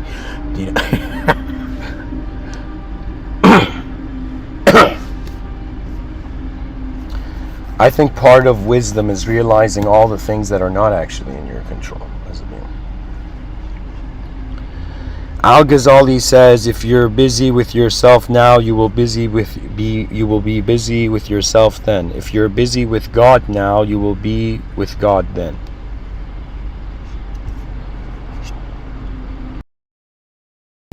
Guys, we don't realize it now in this modernity. But religion was such an advanced psychological technology at its time. It was literally if you didn't know religion, you were living in the Stone Ages, because it was bringing forth dimensions of reasoning for behavior.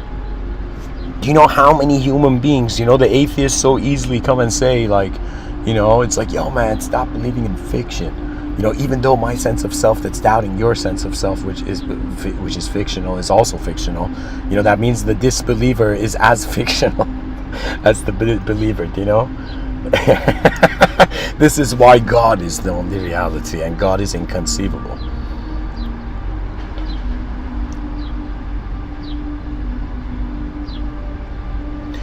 Al-Ghazali says, whoever passes 40 without his virtue overpowering his vice, let him get ready for hellfire. This advice contains enough for people of knowledge. Yeah, he's saying if you've ran 41 laps around the sun and you're still getting offended by manifestation and not realizing all the ways in your inner realms you can pilot out your approach and attitude from the inconveniences of the outer. What he's saying is this life, we go through experiences ultimately to have a restoration of faith. If you're materialist, your faith is being restored in yourself. And let's say others.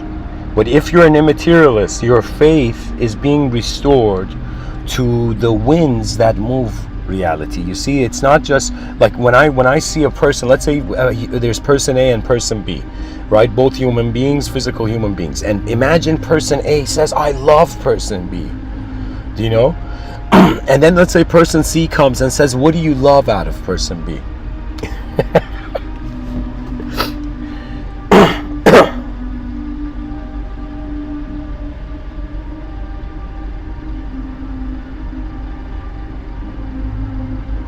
Person A says, imagine, I love person B's body. And then person C says, what else do you like? What else do you love? And then you realize the body is a noun, but are people nouns? No. The psyche is a verb. So in order to love a person, we must love a verb. That means you can't love someone's personality. I think technically you can love how their personality is changing. It's like, my whole life I thought I was in love with a noun, but it's actually a verb, you know? And to be in love with a verb, you must be a verb yourself.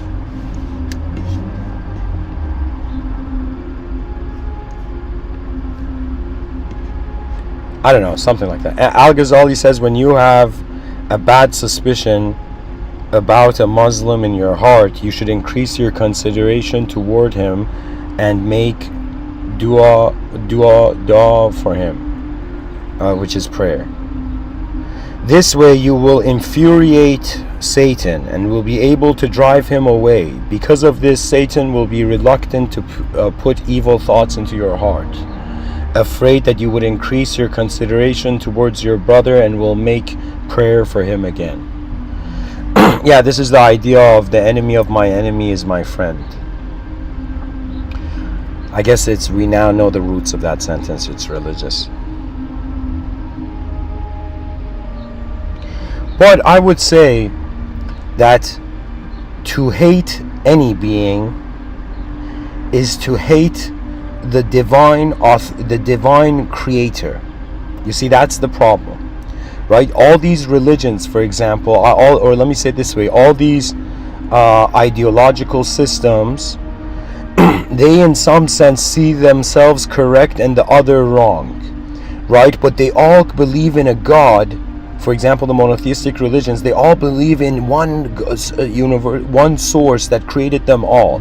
So isn't it weird that people are fighting if everybody is God's creation, and God's creation is fighting over which one sees the creator, not realizing that they are destroying God's creation, right? That means religious people that hurt other religious people, you are not religious at all, because you haven't understood everything is God's creation, isn't it?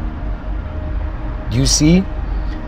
So this leads the religious person into this bizarre situation where even if it is hit, it should not hit back. That's the mind hitting back. The mind is a technology that separates the soul. Or excuse me. The body is a technology that separates the soul. Or this is a bit difficult. Let's say the body is... Let's say the mind is a technology that separates the soul. The soul is a technology that can never be separate. And the body, the reason the mind separates the soul is so that it can divide the power into the dimensions of body and mind. So through this lens, it would be like saying that the body and mind are like two eyes and that see the same, and the same is the soul. So the body and mind are the eyes of the soul. Similarly, our inner life and our outer life are like the wings of the soul. If they flap simultaneously, that's poetically leading to, divine signs or the Jungian synchronicity.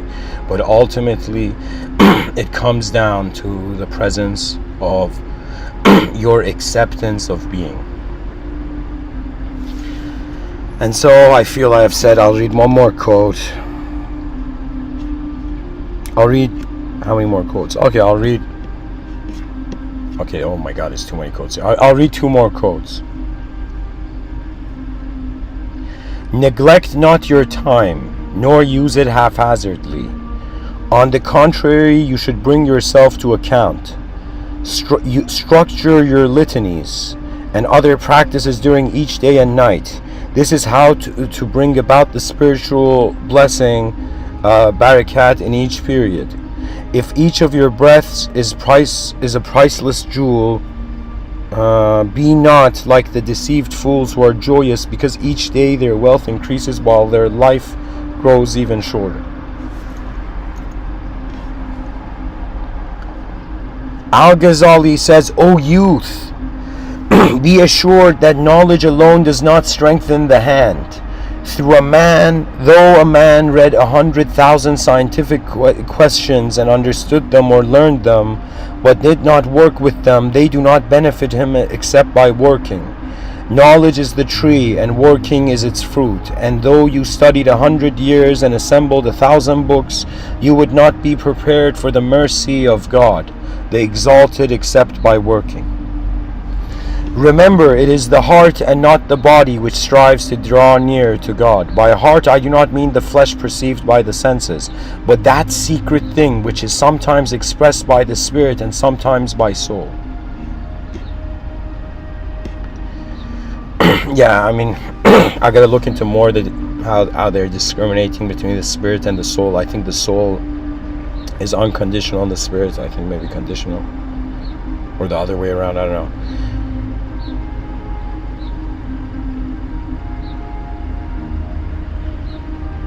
Okay, this next quote is a bit savage. Keep in mind this guy was alive like a long time ago.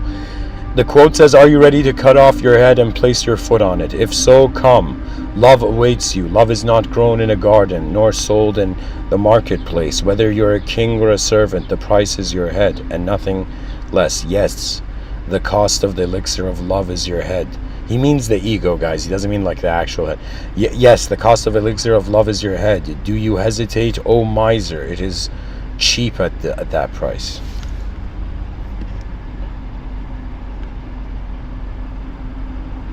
Al-Ghazali says, work for your terrestrial life in proportion to your location in it, and work for your afterlife in proportion to your eternity in it.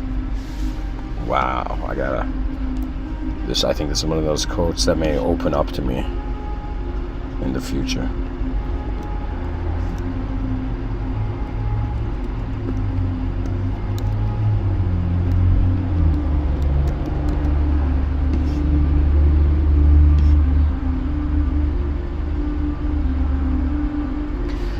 Al-Ghazali says there are two kinds of riya: showing off, ostentation, showing off, ostentation, and then pure ostentation. And there are two kinds of riya. Riya means showing off, ostentation, and then he says there are two types: pure ostentation and adulterated ostentation. Okay, guys, I don't know if this is written properly. In pure ostentation, riya, a man does a good deed only for worldly benefits. In adulterated ostentation, a man does good deed with the intention of reaping the benefits of the world as well as of the hereafter. Oh, yeah, that means the strategy to our outer realm survival cannot necessarily be the same strategy to our inner realm survival. So it's another way of saying, if you are, I think this is why I made the right choice of giving these talks for free. There was a time where I thought of making them like members only, like only the odd ones, but I think then I decided that they should all be free, and I took off all the ads of the eligible videos. So I think the reason this is saying, it's because who are you living for? Who are you working for? Are you working for the greatness of your world, or are you working for the greatness of yourself? Or are you working for a company? No, I'm joking. Al-Ghazali says, "Know, O beloved, that man was not created in jest or at random, but marvelously made and for some great end." Guys, this is pointing to the advanced civilization. Although he is not form everlasting, yet he lives forever. And though his body is mean and earthly, yet his spirit is lofty and divine. Oh my God, guys! I'm getting scolded by. I'm getting scolded by, ancient sages for, not getting married. Al-Ghazali says, anyone who refuses to marry is shrinking his framework, wasting the seed, and leaving idle the appropriate tools created by God. He sins against the purpose of creation and wisdom visible in the evidence of natural structure. The man who refuses to marry has severed a chain of being. a previously unbroken chain linking his own existence to that of Adam. My God, my Al-Ghazali is starting to sound like my grandfather and grandmother, you know.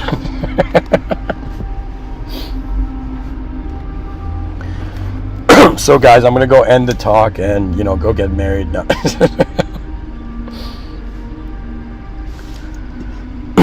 Al-Ghazali says, do not fix hopes on your health and do not laugh away life. Remember how they walked and now all their joints lie separately.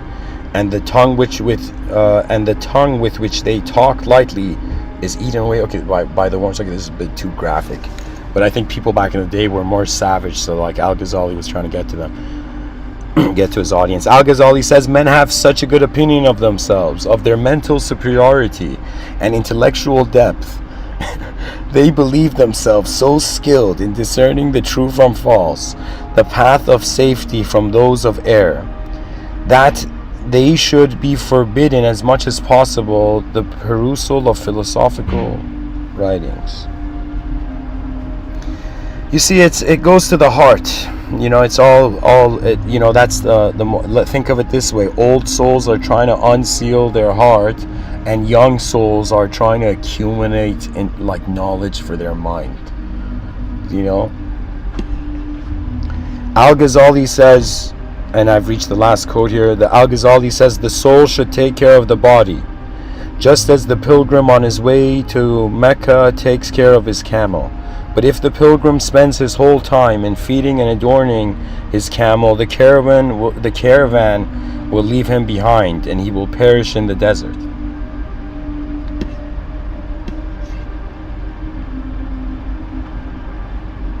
Okay, I'm going to read one more.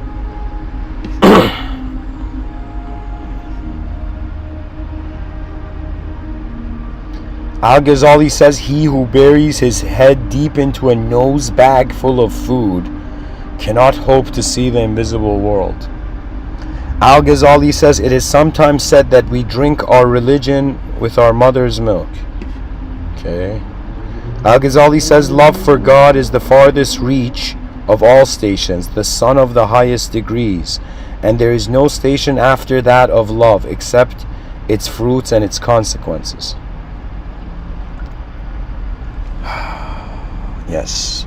Al-Ghazali says, he who does not arrive at the intuition of these truths by means of ecstasy knows only the name of inspiration. You know, once I saw this next level kindness behind the veil, and it, you know, it's like, I don't like, okay, poetically I would say once the fear of death is surpassed, then you can actually, the time comes to fear, to surpass the fear of life. And that means what selection of choices will attend destiny. Al-Ghazali says the essence of knowledge is to know. I think this is attributed to Al-Ghazali. It could be attributed to somebody else. It says Abu Hamid for some reason. The essence of knowledge is to know what obedience and worship are. Al-Ghazali says no one who possesses snow... Guys, I went to the second page, by the way. Okay, last quote. Okay, I'll read one more. No one who possesses snow would find any hardship in exchanging it for jewels and pearls. This world is like snow exposed to sun, which continues to melt until it disappears altogether, while the next life is like a precious stone that never passes away. Al-Ghazali says, understand that for every rule which I have mentioned from the Quran, the devil has one to match it, which he puts beside the proper rule to cause error.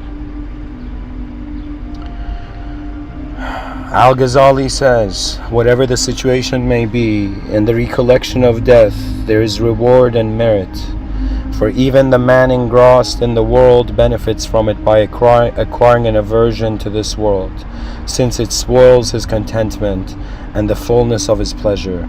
And everything which spoils for man his pleasures and his appetites is one of the means of deliverance. Al-Ghazali says, if the world has two gods, it would surely go to ruin. This is the first premise.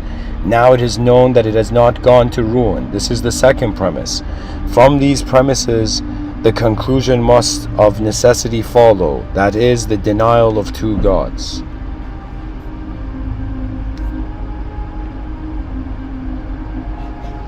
Alright guys, thanks for listening to that long quote tunnel.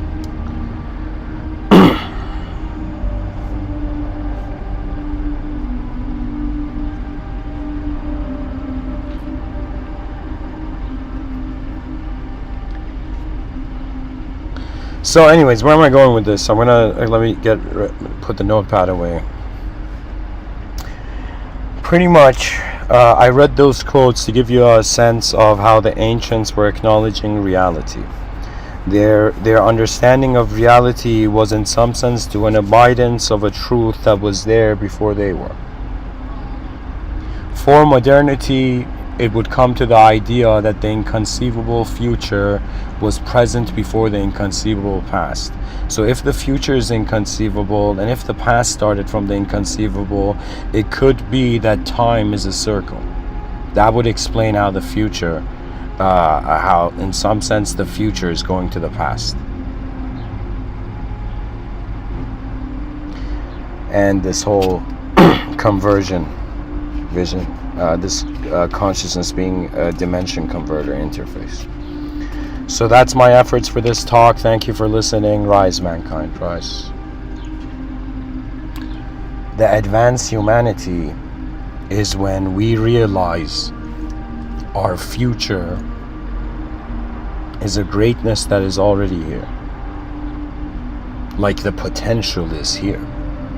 Every person you see, if you judge them by their potential, your mind will suddenly see who their inner child could be. You know, you could see like the most savage warrior in a battlefield, right?